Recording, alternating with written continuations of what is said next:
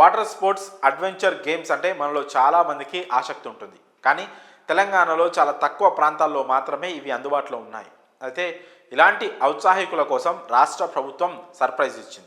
తెలంగాణలోని నదుల back water రిజర్వాయర్లు, చెరువులను సాహస జల క్రీడలకు వేదికగా మార్చేందుకు రాష్ట్ర పర్యాటక అభివృద్ధి సంస్థ రెడీ అవుతోంది. తెలంగాణలో వాటర్ స్పోర్ట్స్ డెవలప్మెంట్లో భాగంగా 34 జలవనరుల్లో బోట్ షికారును దశల వారీగా అందుబాటులోకి తెచ్చేందుకు ప్రణాళికలు రూపొందించారు.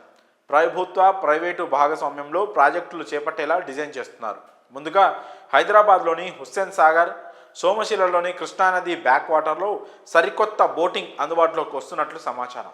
ఈ 2 చోట్ల టెండర్ల ప్రక్రియ కొలిక్కొచ్చింది. డిసెంబర్ 4న స్పీడ్ బోట్లు, ఇతర అడ్వెంచర్ వాటర్ గేమ్స్ అందుబాటులోకి వచ్చే అవకాశం ఉంది.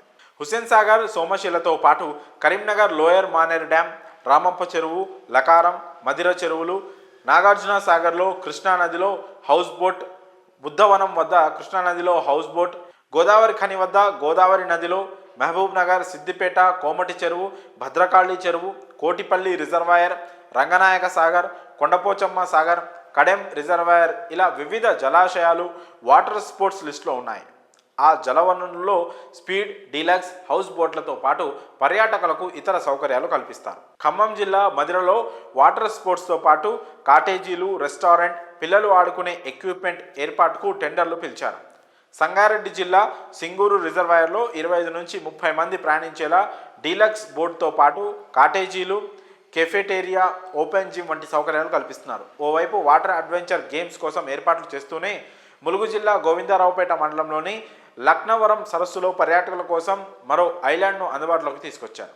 ప్రైవేటు భాగస్వామ్యంతో పర్యాటకులను ఆకర్షించే విధంగా ది కోవ్ పేరుతో కొత్త రిసార్ట్ ఏర్పాటు చేశారు. లక్నవరం ఐలాండ్లో అద్భుతమైన సౌకర్యాలతో పర్యాటకులకు వసతి కల్పించారు. పసందైన భోజనం, water sports, adventure games, 5 swimming pools, 22 premium రూమ్లను నిర్మించారు. సరస్సు కట్ట మీద నుంచి కాకరకాయల బోర్డు తీగల వంతెన మీదుగా చేరుకున్న తర్వాత 2వ ఐలాండ్కు పర్యాటకులను చేర్చేందుకు కొత్త బోట్లను సైతం అందుబాటులోకి తీసుకొచ్చారు. తీగల వంతెన మీదుగా 3వ ఐలాండ్కు చేరుకునేలా పర్యాటక శాఖ ఏర్పాట్లు చేసింది. రాబోయే రోజుల్లో తెలంగాణలో వాటర్ స్పోర్ట్స్ గేమ్స్కు కొరత ఉండదని, ఔత్సాహికులు ప్రతి రైడ్ను ఎంజాయ్ చేయవచ్చని పర్యాటక శాఖ అంటోంది.